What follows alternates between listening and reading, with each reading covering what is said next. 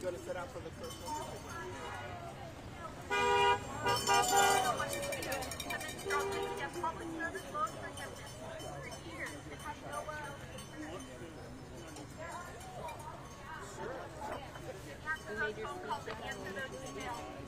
No, this is going to be over where we're at.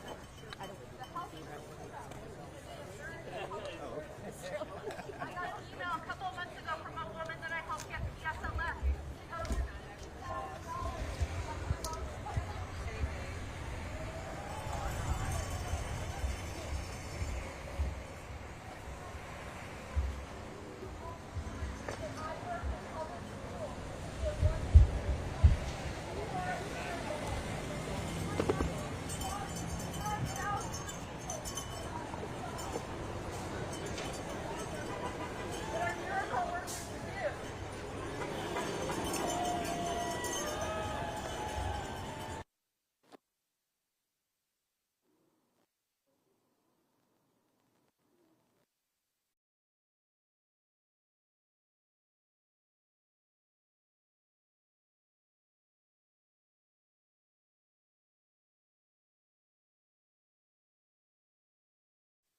Hey, sorry, I didn't get your name, but you be safe out here. What's your name? I'm Inspector Gaines. Gaines? Nice to meet you.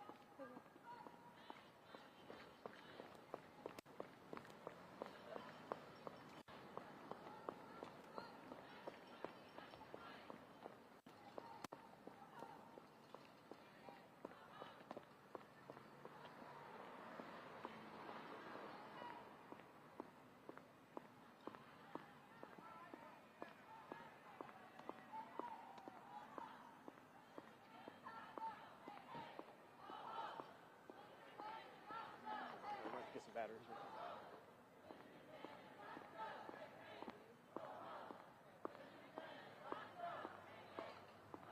Hey, sorry, Mr. Call for you. Let me call you back after this hit.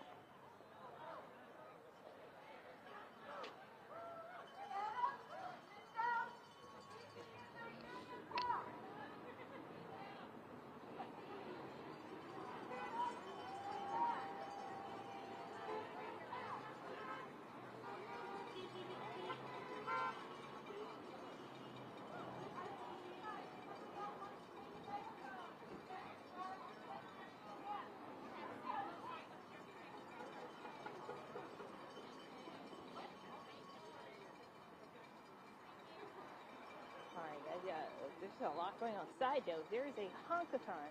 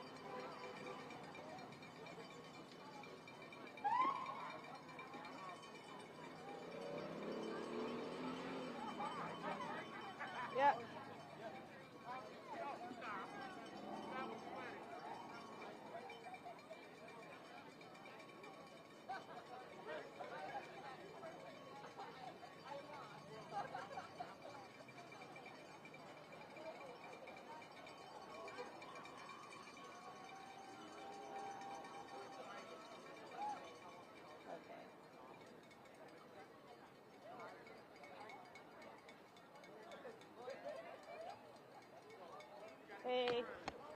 Check, check, check. Hey guys, so we are outside a Department of Education. This is a honk-a-thon going on right now, protesting nearly half the Department of Education cut. Check, check, check, test, test, test. Can you hear me? Can you hear me? Can you hear me?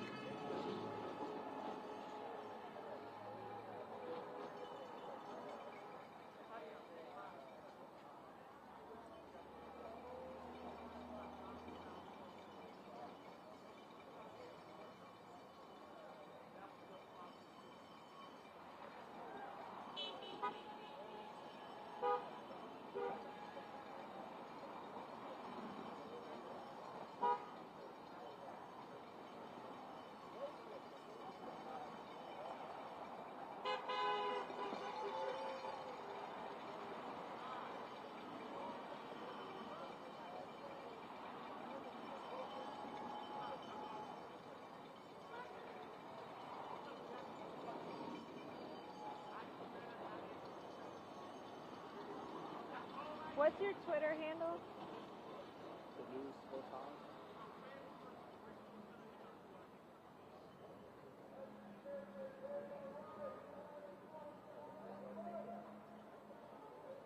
Shot a mini package on my gimbal thing.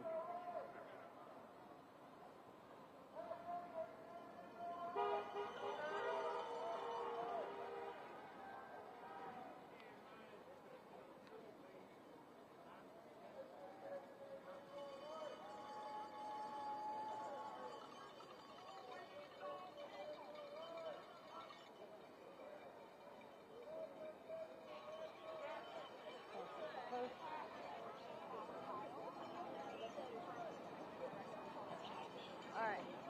So I'm gonna go, let's go here. Okay guys, this is a live honk-a-thon going on. There's a lot going on right now. Side note, it's a live honk-a-thon happening on Independence Avenue to protest. Got you here. Who do you want me to toss back to, Kyle?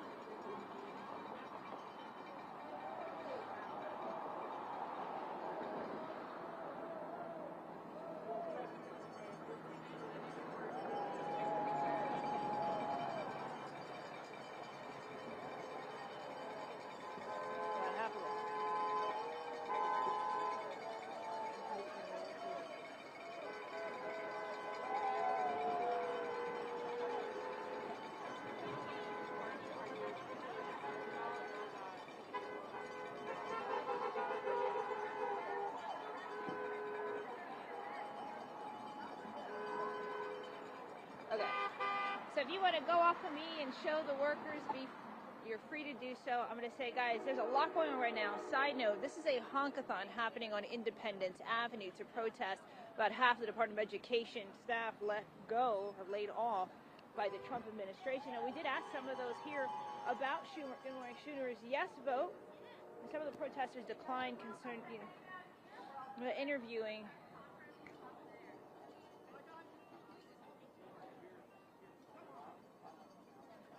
Protesters, staffers.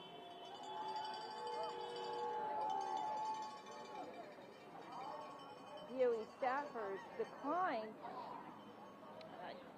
because they're not interviewing, especially if they are reinstated. But plenty of people directly impacted have been making comments.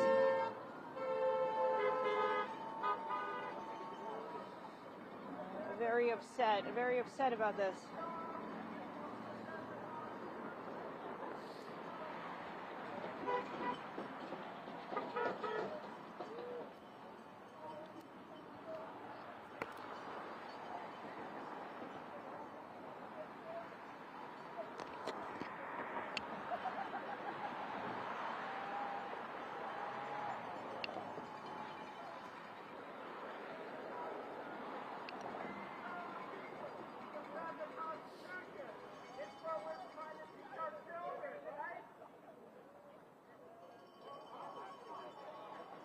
What happened?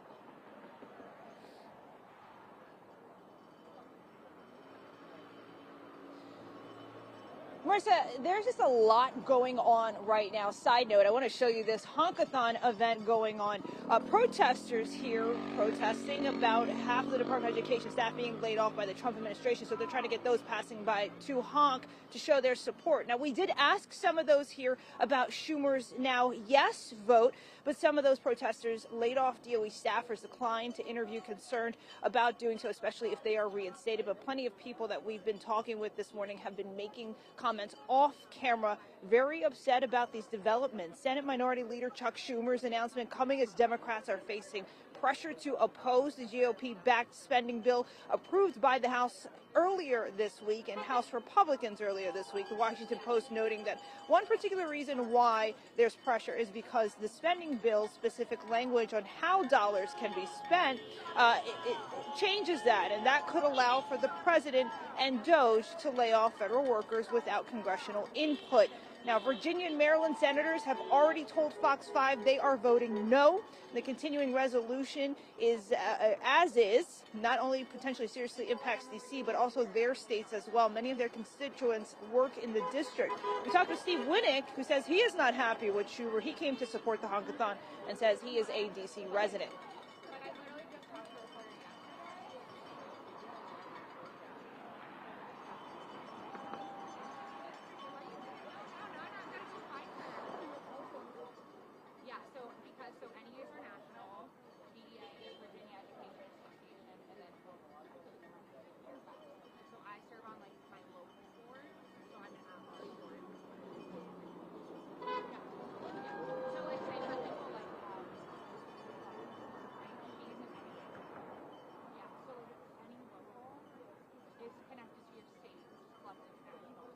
I guess the impact to D.C. is something that we've been talking about all week. The district possibly facing a $1 billion budget cut, and something still up in the air. Now, in reporting on this, it has to do with the spending bill that Republicans passed in the House earlier this week, not including language that traditionally shielded D.C. from these political government shutdown battles. And if the spending bill is passed as is, this would force D.C. to lessen how much the city can spend of mostly its own money, despite currently operating under a budget already approved by Congress. There's concern that critical money and critical services would have to be cut, including cutting in police department and education areas as well here in the district. Now, guys, right now, again, there's a lot we do not know.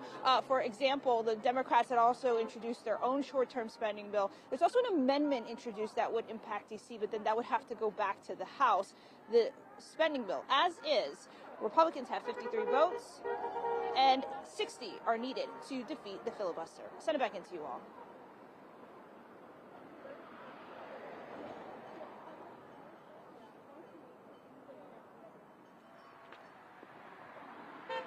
Sorry, I can't hear you.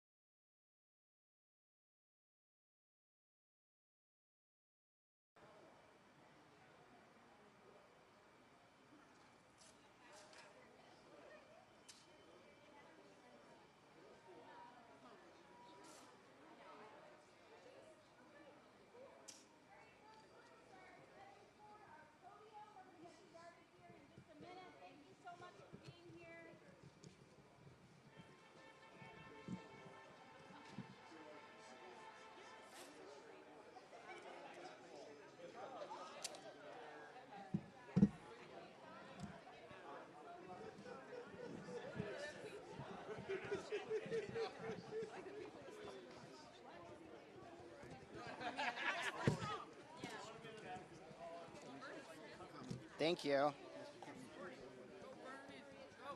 Is that better?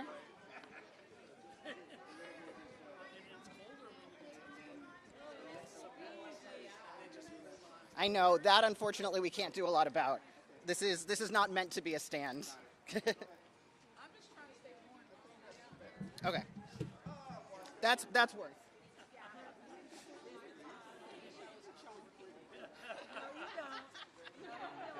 You need this? One of those. I may use the big one to prop. By all means, thank you for this. Guys, I'm not trying to block that too much, but I'm thinking That, I think, is the way that wish my wife was here. She would make sure I was doing this properly. we appreciate you. Just kind of put it in there.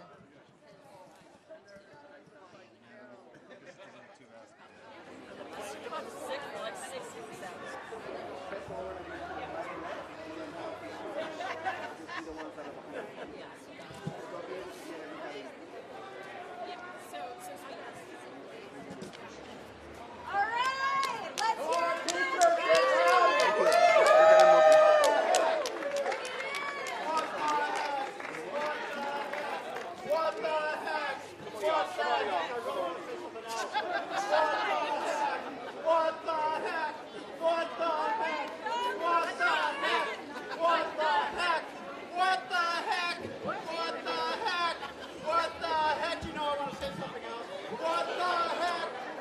Good morning, everyone. Oh, they're not on?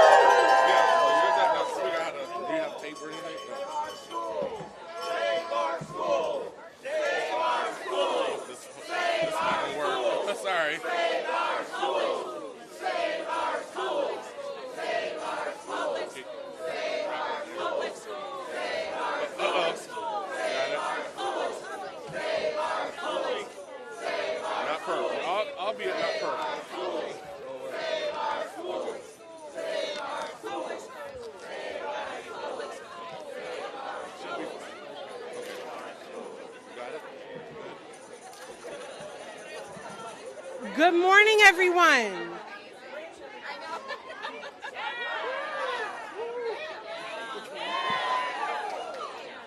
Good morning.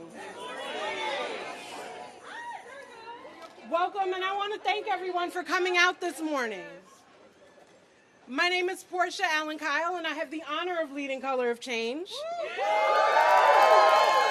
We're here this morning with our partners, with brave civil servants, those who have served our country nobly, who have served our children, worked saving our public schools.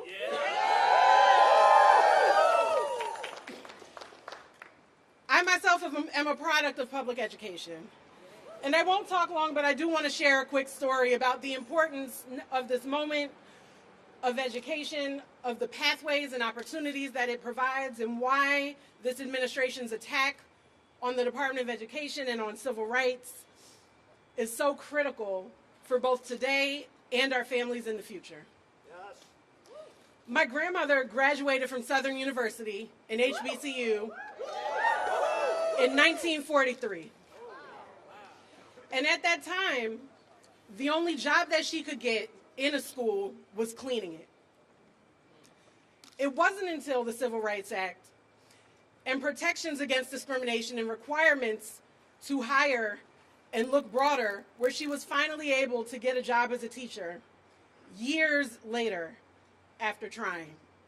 And that job as a teacher allowed her to put her 6 children through college. That job as a teacher allowed her to live her life until 96 in the comfort and the benefits of retirement, because that is what public service, civil service, and government jobs provides for families. It's stability. It's opportunity. One of her children, my uncle, was in the class at UC Davis Med School that would later become the topic of the case in the affirmative action case Backey versus Board of Education, Board of Regents. It is civil rights, and it is affirmative action, and it is the legacy that DEI, that diversity, equity, and inclusion, that access to opportunity, that anti-discrimination protections. It is that legacy that we are fighting for. It's that legacy that brings us here today to protect our kids, to protect our public schools, to protect our resources, because we know that education is the cornerstone of a functioning democracy. We know that education is the pathway to opportunity. And many of the folks standing behind me today are educators, are civil servants, right? Have taken it and made it their life's work and their life's mission to expand that access and that opportunity for generations and hundreds and thousands of kids across the country. And so we thank you for that fight, for that energy. We thank you for that service. We are here to stand by you today against this administration. We are here to stand by you today against these fights. We are here against these firings, these mass layoffs. We are here to stand by you today as a reminder that you are not alone. We have elected officials who are here today. We have teachers. We have advocates. We have NEA and our union members. We have career public servants who have had their livelihoods stolen, not because of performance, but because of vengeance. Yes. Not because of waste or fraud, but because of attacks on opportunity, because of an agenda that is seeking to undermine civil rights and our infrastructure, because of an agenda of neo-segregationists that are attempting to rid Black people, people of color, people with disabilities, LGBTQ folks from public life and from our history. That is why we are here. And we're here to fight. And so this fight isn't the beginning. This rally isn't the beginning. But it sure is important, and doesn't it feel good to stand out on the side, shouting for what we believe, and hearing how many folks passing by believe that right along with us.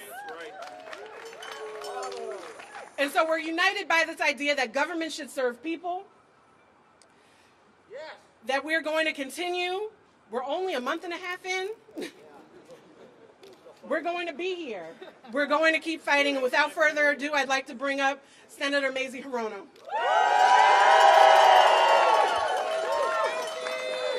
Aloha, everybody. Portia, you're fantastic. So we're in the midst of chaos. Trump thinks that he and his pal Musk think that they can take a chainsaw to government agencies, and they've been slashing and burning and firing thousands of people for no cause. And just recently, of course, they got to the Department of Education. But we are all here to fight back, because this is no time to be sitting back thinking that other people are going to fight the battles for us. No, we are in it together. And you know what? I am a product of my public schools. I want you to know that I came here as an immigrant. I didn't speak a single word of English. There was no ESL back there, and the school that I went to cobbled together some kind of a program where I could learn English. And I don't remember what my first word was. I don't think it was the F word, but I think that would be appropriate right now to say. So they created a lunch program, because we also didn't have school lunches. Yet another thing that the federal government provides to so many of our kids across our country, for whom that meal could be the one meal that they can count on every day. And so school lunch is really important. And then when I was in college, I paid for part of my college education through work study, yet another federal program. So I stand before you in full understanding of how important our education is, how foundational our public schools are, how it enabled me to stand with you today as we fight back on all this chaos, all of this. To say that Trump disrespects workers, that hardly suffices. And so what he is not expecting is all of us using our voices and fighting back, because IDEA is important. There are millions of kids throughout our country who need that kind of special education. The millions of kids who are in Title I schools. In fact, most of the schools across our country are Title I schools, at least in Hawaii they are, and I would think in the rest of the country, whether you're in a blue state or a red state, Title I schools that help kids from poorer families, get an education. And so I know that you guys know how important the federal Department of Education is.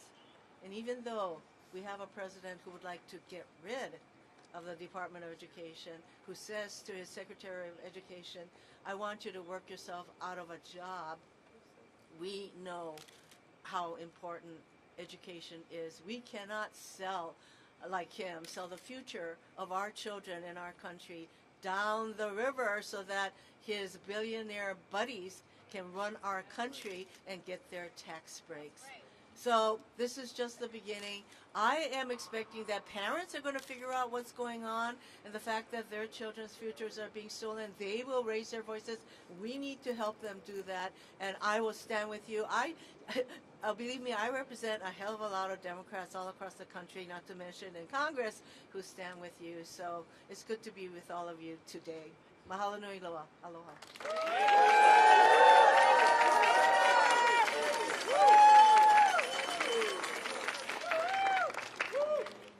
Thank you, Senator. And next to the stand, the wonderful Kim Anderson. Good morning! My name is Kim Anderson. I'm the Executive Director of the National Education Association, and I stand here proudly representing America's educators. We have educators here from Pennsylvania, Maryland, Virginia, Tennessee, North Carolina, Wisconsin, Kansas, and many more.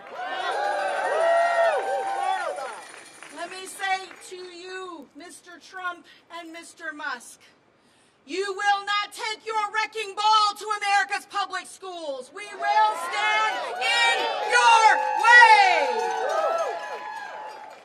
The chainsaw and the wrecking ball is coming after the 50 million students that go to our public schools. 90% of America's children go to public schools, and 95% of students with disabilities go to public schools. I'm looking at this building, and I see empty windows. I see empty windows with people who should be at their desks helping students achieve their full potential. Dedicated public servants. Dedicated public servants. You know, these cuts, this isn't just about a department and a building. This is about federal streams of money that help students live into their full potential. Right. This agenda is about cutting funding and shipping it to private schools. It is about vouchers. Make no mistake about it. It is about dismantling public education so that children cannot get what they deserve. Over 400,000 educators will be lost if this agenda goes through. The cuts will be devastating. They are irresponsible. It is a travesty. Our children are our nation's future. America's public schools provide the foundation for an informed citizenry. We can't have a functioning democracy without informed citizens. America's public schools form the foundation and the fuel for our economy.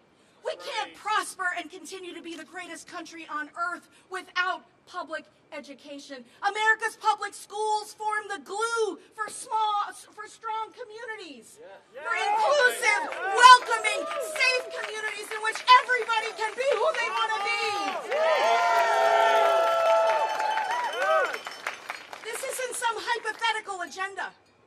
These are real things happening right now out in America. We heard from an educator in Georgia who works with students with disabilities, helping them transition out of high school. Her job was eliminated 2 weeks ago because the funding was cut.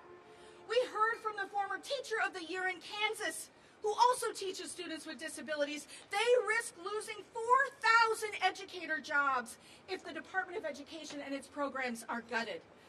We heard from an educator in Maryland who told us, and a mom who told us that she fears her child losing critical services like mental health assistance that her child desperately needs. I'm here to ask you, what happens when a child with dyslexia doesn't get the speech and language pathology needs that they deserve? What happens when the child gets sick and there's no school nurse to help them get better? What happens when parents lose income or possibly their jobs because the after-school program closes down because there isn't Title I funding? What happens when a child goes to the bus stop and there's no bus coming because the school closes? What happens, Secretary McMahon? What happens? Who's going to fill in these gaps for America's students? Who? Well, I'm here to tell you, we, the educators, parents, communities, Americans across this country, whether you are in a blue state or red state or purple state, no matter what your ideology is, the American population supports public education. And we're going to fight. We are going to fight for what works, and we're going to fight for our children, because there's no amount of billionaires who are going to rob and cheat and steal America's future. Thank you.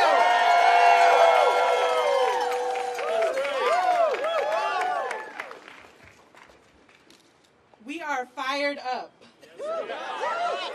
Next to the podium, Brittany Myatt.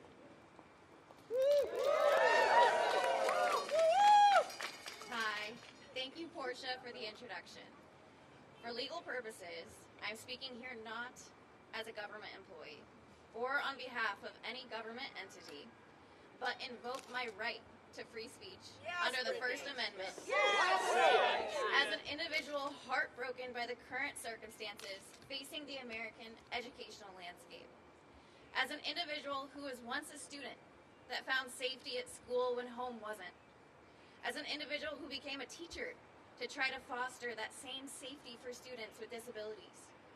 As an individual whose voice as a teacher was too small to make a difference in a broken system. And now as a civil rights attorney whose heart is broken by the system, once again. Heartbroken, silenced, unprecedented. Finding a single word to speak about from this platform I now stand at, impossible.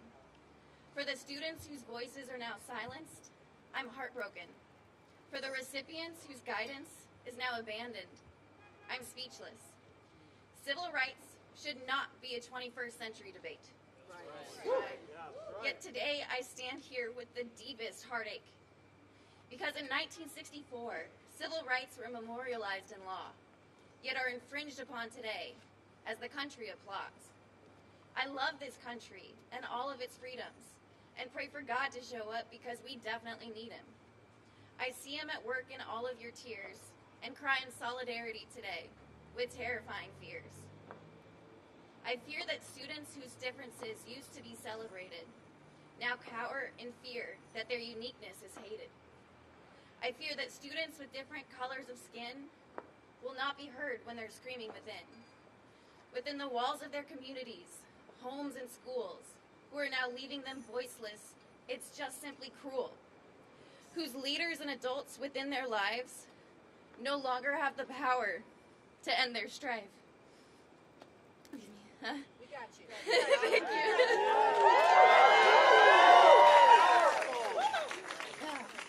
These students and families are struggling to face the world that hate continues to create.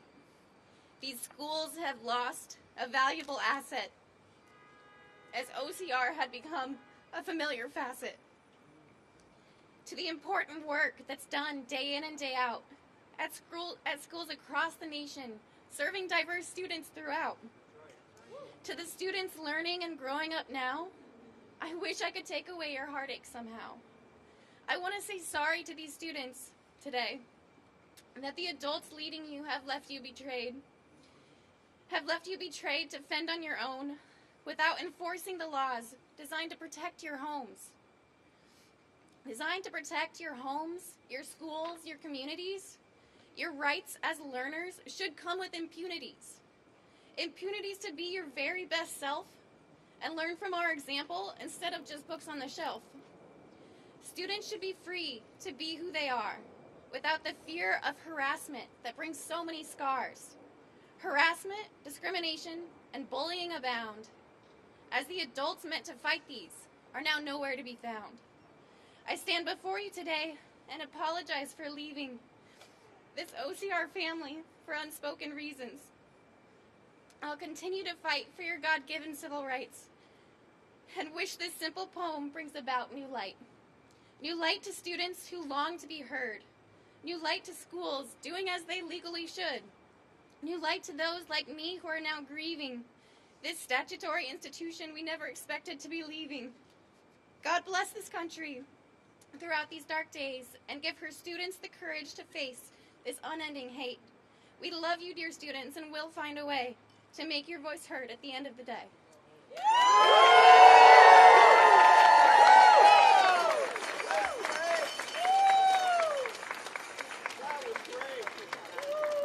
Thank you, Brittany.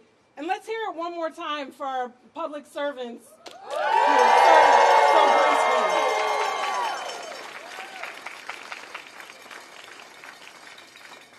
The impacts of this fight are broad. I'm bringing up next to the podium the formidable leader of the American Association of People with Disabilities, Maria Town. Maria,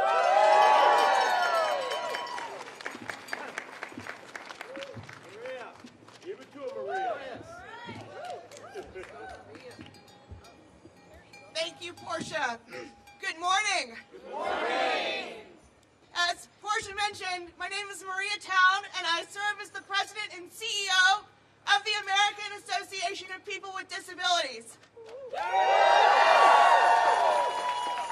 But before I was ever in this role, before I could even dream of being in this role, I was a disabled kid in public schools getting special education services because of the Individuals with Disabilities Education Act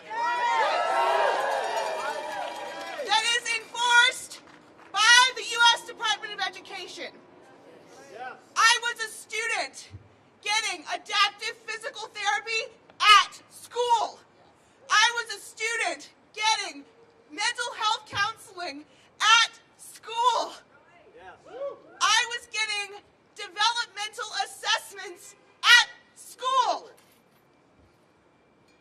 My first experiences with inclusion, my whole idea of what was possible for myself as a disabled kid who saw no one else like me in my community, happened because I was included at school.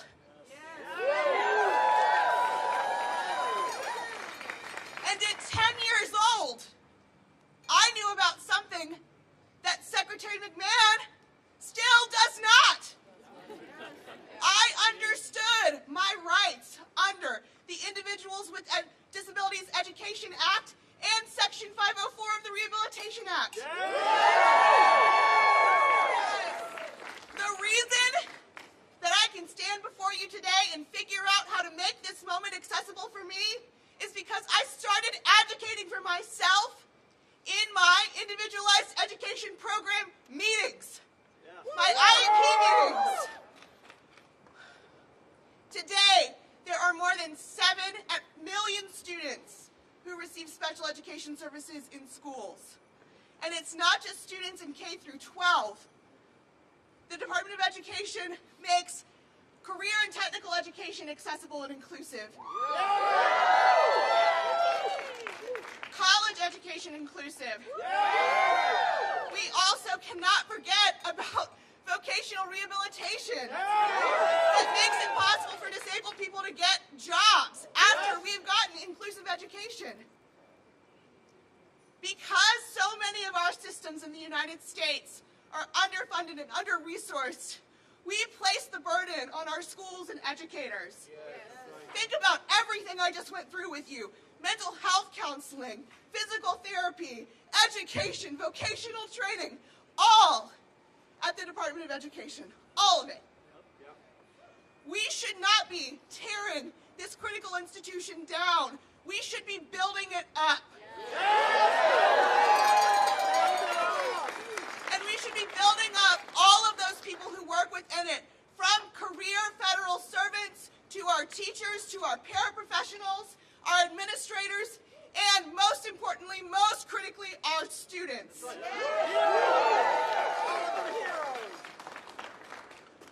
We can talk about how our democracy relies on a solid education, opportunity relies on an education.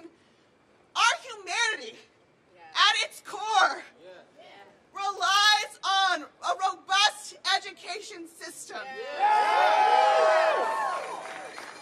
And so with that, I'll say thank you. Save the U.S. Department of Education, save our kids, save our communities.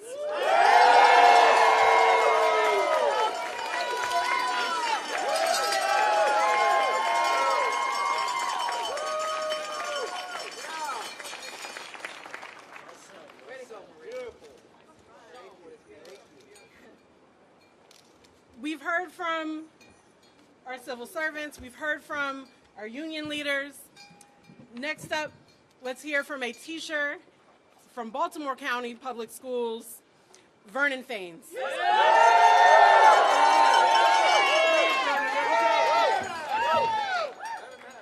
Hello, everybody. As said, my name is Vernon Faines. I'm a proud art educator in Baltimore County, Maryland. At Pine Grove Middle School, it has been difficult to process all that's been happening so fast and senseless.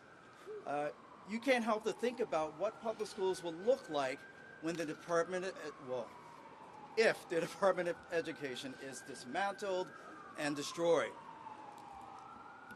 And then there is Linda McMahon, the dishonorable Linda McMahon, who has no idea about the potential impact of the executive orders and what it means to the Department of Ed, to our students and our families.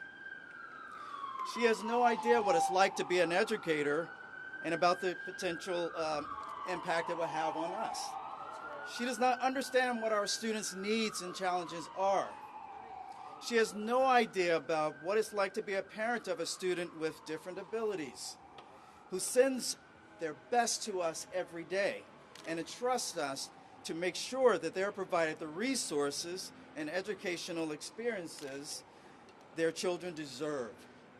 Like the parents of my student Harley, who has autism spectrum disorder and has an IEP.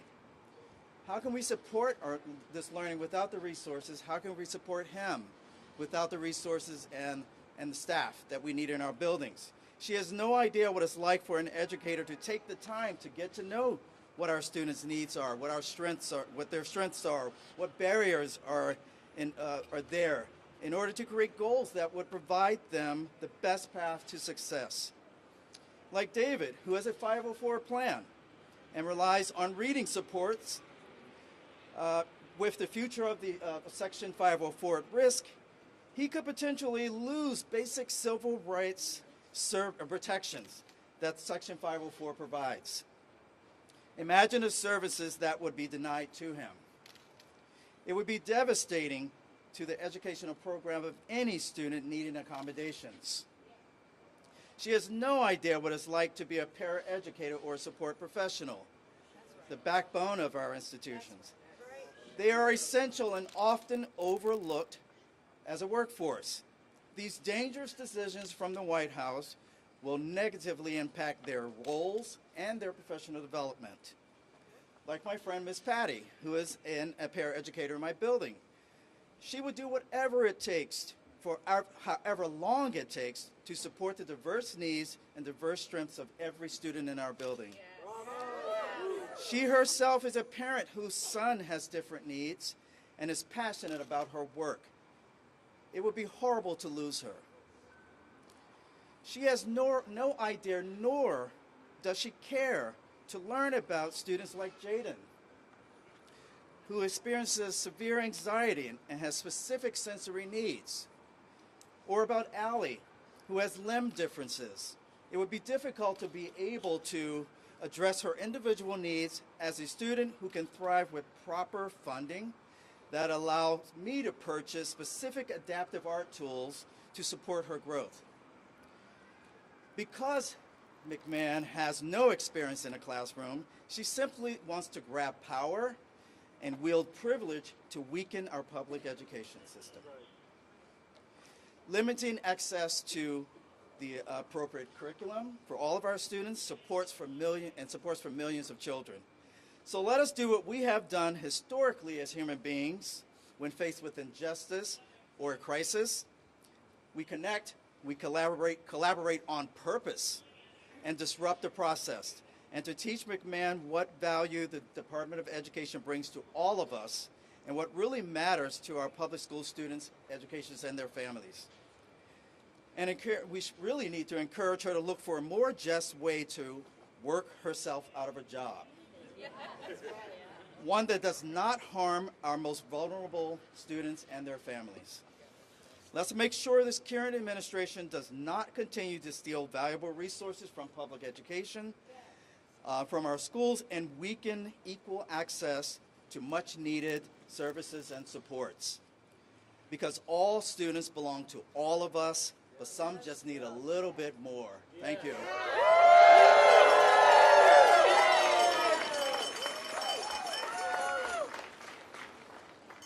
Next up to the podium, Cindy Benavides from Aquí, the Accountability Movement.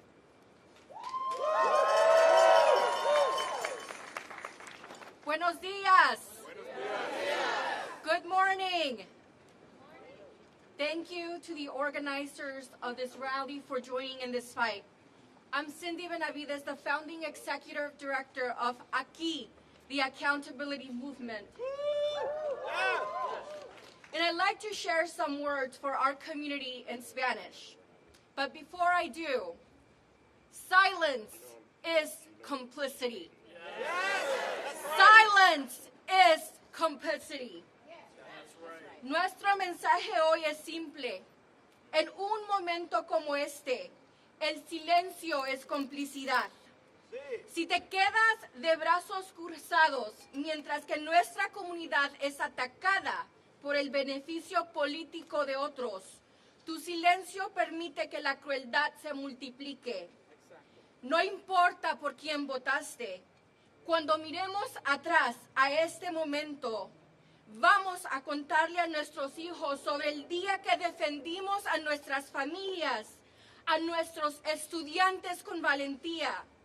No vamos a agachar la cabeza arrepentidos de haber mantenido el silencio, permitiendo que la crueldad gane. Nosotros somos América. We are America. Education is the foundation of opportunity in America. Education is a basic human right. The reckless decision to dismantle the Department of Education and cut half of its staff is a direct attack on millions of students, particularly vulnerable children and other marginalized communities who rely on federal protections, funding, and oversight to access a quality education. We know that this is a tactic. We know that they seek to keep our communities oppressed. We see it. You see, lack of access to quality education exacerbates poverty, negative health outcomes, and equality. This move threatens decades of progressive civil rights enforcement, bilingual education, and equitable resources for our nation's students. Education is the foundation of opportunity in America. By eliminating the very institution designed to uphold that promise, this administration is turning its back on American families, particularly students who already face systemic barriers in our schools. This decision will exacerbate educational inequities, stripping funding from under-resourced schools, and weakening accountability for states and local districts, jeopardizing the future of an entire generation that will hinder our economic growth and our nation. We refuse to be silent while this administration dismantles that right.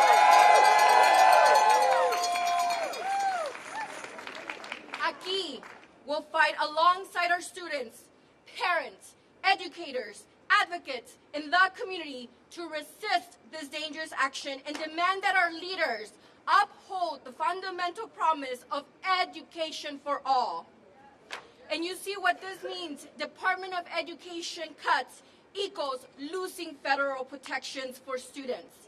Department of Education cuts equals many after-school care programs that will be lost. Department of Education cuts equals even fewer teachers. Department of Education cuts equals less financial aid for college students. Department of Education cuts equals school funding cuts when schools are already struggling. We are living in a dangerous time in America. And our children will read the history of this moment. And we will proudly say to them, we are standing up for you.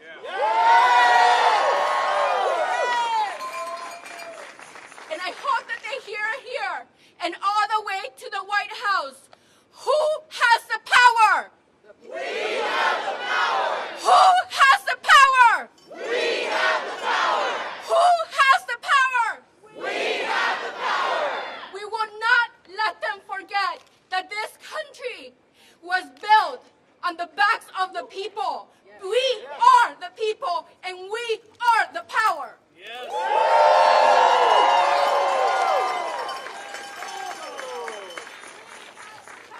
And today is a reminder, it is the people who have the power. Next up, Amy Lloyd from All for Ed.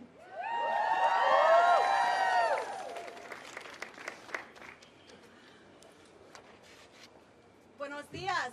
Tashay. Good morning, everybody. What a day, what a moment. My name is Amy Lloyd. I am the CEO of All for Ed, which is a national nonprofit organization that works from the classroom to Congress to strengthen and improve our education system. But for the past 4 years, I worked in this building right here. I've been the Assistant Secretary for the Office of Career, Technical, and Adult Education here at the U.S. Department. I started my career as a proud public school teacher. I am the daughter of 2 public school teachers in CTE and in special education. Thank you. I just lost my Rebel Alliance pen. But you know, the spirit still lives in me. For over 25 years, my work in education has been dedicated to leveraging education as the springboard in our nation to opportunity, to economic and social mobility. We all believe, everyone right here believes, that education transforms lives. We know it does. It's the key to unlocking the American dream. It is the way that we all can live lives of purpose and joy and connection and prosperity. And my organization, All for Ed, recently polled over 4,000 Americans across our country, and we know we, the people, do not want to dismantle the U.S. Department of Education. We, the people, we share a deep commitment as a nation to our public education system. We, the people, are firmly and fully committed to career-connected learning through career and technical education, career and college pathways, our incredible community colleges, adult education, and lifelong reskilling and upskilling for all of us. We know education is workforce development. Education is economic development, right? Career-connected education provides some of the most meaningful, hands-on, hearts-on, minds-on learning opportunities and experiences for our students to develop and apply in practice the knowledge, skills, and credentials that our country needs to power our future. And this is a beautifully bipartisan space. This is a really rare thing to find in our nation right now, a place where we all agree. And when I was at Ed, I loved working across the aisle and across the nation to advance career, technical, and adult education, because this is a space that we have common ground in. Even Secretary McMahon believes in this space, supposedly. But rather than slashing and burning the agency, supporting our education system to strengthen our workforce, to build our economy through career-connected learning, we should be lifting up the agency right now. We should be investing in the teams right here at the U.S. Department of Education and increasing funding for our states to invest in this critical space. But that is not what's happening right now. The team that I had the honor of leading for the past 4 years was phenomenal. They cared so deeply about every single state, every single community, every single student in our nation. And I got to travel across our country. I did site visits to really lift up from and learn from the work of career and technical education and adult education. And from rural Kentucky to Seattle, from rural Arizona to Manhattan, I heard from the field how much they appreciated the career civil servants at the U.S. Department of Education. They were the heart of the relationship that helped the field strengthen their practice. My former colleagues here at the U.S. Department of Education built meaningful relationships with state and education leaders. And the amazing public servants at Ed behind us and those who are no longer at the department, these aren't anonymous bureaucrats. These are real people. That's right. These are real people. These are the go-tos for our education system. They're the trusted supports for our education leaders. They're real people who work very hard every day to make a real difference in the lives of our students, our educators, and our communities, and they've given their lives to public service. And today, right now, less than a third of the talented, patriotic, caring team leading my office in career technical and adult education, less than a third remains here at the department. Over 2 out of 3 of my former team are not working here right now today. And this attack on our public servants started first with forced administrative leave for diversity, equity, and inclusion training, which strengthens our schools, frankly. And they took that training during the first Trump administration. Now they're not working. The second round was 2 rounds of basically forced buyouts made under duress and threat of maybe losing your job anyway. And the third round happened this week with the massive firings that we all learned and heard about. Entire divisions focused on state and local capacity building, educator development, innovation, excellence, data transparency, quality, ensuring that we build and have the evidence base for we know what works, and organizational effectiveness all have been cut. And I think about this overall with the agency. What does it tell you about the directionality of our nation's education system when this administration is firing those who are fighting discrimination, those who are upholding the law, those who are ensuring people can access higher education and have opportunities to grow and thrive, and those who ensure that we have the transparency to know how our students are doing and we can build that evidence base and share it for what works for our kids.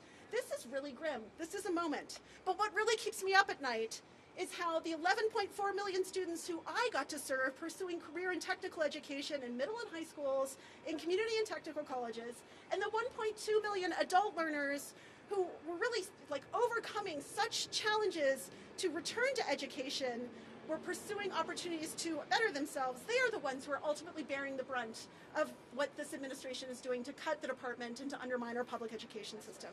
These are our high school students in South Bend, Indiana, who are literally studying aviation and building a plane and learning to fly it.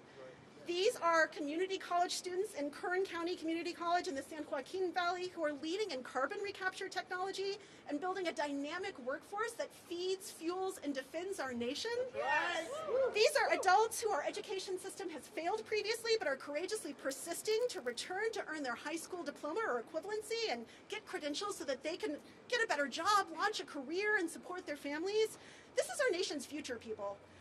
This is our nation's future healthcare workforce, our technology workforce, our future educators, our advanced manufacturing workforce. This is all of us. And our nation's future hangs in the balance right now. I cannot underestimate how important this moment in time is. Education is not a political plaything. It is the future of our nation. And I have so much gratitude for everyone in our federal workforce, but especially those here from and at the U.S. Department of Education who, right? My heart is with the many who have lost their jobs. I really, truly appreciate those who are courageously persisting, remaining at Ed, and doing all they can to continue to support excellent, equitable, and innovation education for all of us and our students. And I think about the very principles of our nation, and our democracy hangs in the balance. Education is our future. It's our workforce, it's our democracy, and we must continue to stand for Ed and stand for life, liberty, equity, and education for all. Thank you, everybody.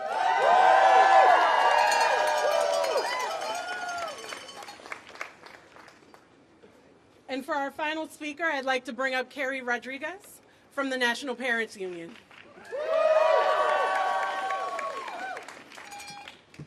Good morning, morning, everybody. My name is Carrie Rodriguez, and I am the president of the National Parents Union. I represent 1,800 pockets of parent power in all 50 states, Washington, D.C., and Puerto Rico, with about 1.8 million families as part of our network. But my most important job in my whole life is being Matthew, Miles, David, Max, and Dylan's mom. I have 5 sons. 3 have IEPs, 1 has a 504. They are in 6th through 11th grade. And I am here to say that Donald Trump and Linda McMahon, you have picked a fight with the wrong mamas. Because what is happening right now, this is not reform. This is not efficiency. This is sabotage. And we will have none of it. Let's talk about why this building exists. Because I think some people fail to remember why we have a U.S. Department of Education. Because when I hear people say, education should just go back to the states, I have to ask, back to what exactly? Back to when 6-year-old Ruby Bridges had to be escorted by federal marshals because a mob of state officials and even the governor attempted to block her from classrooms after a federal court order? Back to when federal troops had to be sent in just so the Little Rock Nine could go to school because the state government ordered the National Guard to close their doors? Is that what we're going back to? Because that is why the federal government had to step in. Because when states were left in charge, they let black and brown kids be terrorized rather than educated. It took a Supreme Court case, Brown versus Board, to get segregation ruled unconstitutional in 1954, right? But guess what? That ruling meant nothing without enforcement. Because the southern states didn't just wake up one day and decide, oh, well, now we're going to treat black kids fairly. No, parents had to keep suing for justice. In Alexander versus Holmes County Board of Education in 1969, parents had to sue again because schools were still dragging their feet on desegregation 15 years after Brown versus Board. So let's also talk about children with disabilities who had to sue. Before federal oversight, millions of kids like mine with disabilities were locked out of public education entirely. Parents had to sue. Pennsylvania ARC versus Pennsylvania in 1972. Mills versus Board of Education in 1972. Just so our kids could learn. Parents are not new to this fight. We have been fighting for generations to gain these protections so that we would not bankrupt our families and rob our kids of their childhood, their precious childhood stolen because states refuse to recognize our rights. And you guys want to send education back to the states. Is this what we mean when we say making America great again? Is this the again? Donald Trump trying to shut down the U.S. Department of Education, the one agency that enforces these civil rights protections, so we can go back to gutting public schools and letting states do whatever they want again. This is not a dog whistle, friends. We hear loud and clear what you are trying to do. So I am here to say we are not going back. We are moving forward, and parents need to be paying attention.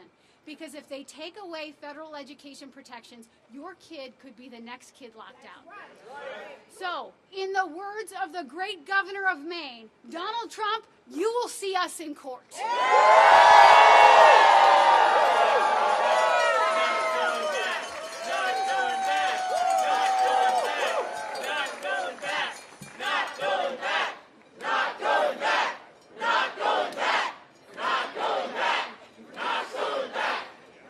And we won't be going back. And so I want to give a big thank you. Once again, my name is Portia Allen Kyle. I have the honor of leading Color of Change. I want to give a big thank you to all of you who showed up today in support of our students, in support of our civil servants, in support of families, in support of our nation. And we do a little thing at Color of Change. We organize and joy. Don't worry, I'm not going to talk long. But You know, a couple of our speakers have talked about Linda McMahon needing to work herself out of a job. And we often say in organizing that we want to organize ourselves out of a job. I, too, would like not to need to do this work because all of our kids can go to school fed, supported, where your zip code, where your address doesn't determine the trajectory of your life, right? Because we're living in a world where Dr. King's dream has been achieved. I would love to organize and work myself out of a job. This isn't it. Before we leave today, I want us to do a little something. I want us to turn all together, say thank you, give a huge congratulations and an applause for all of those who are still holding down the fight inside this building.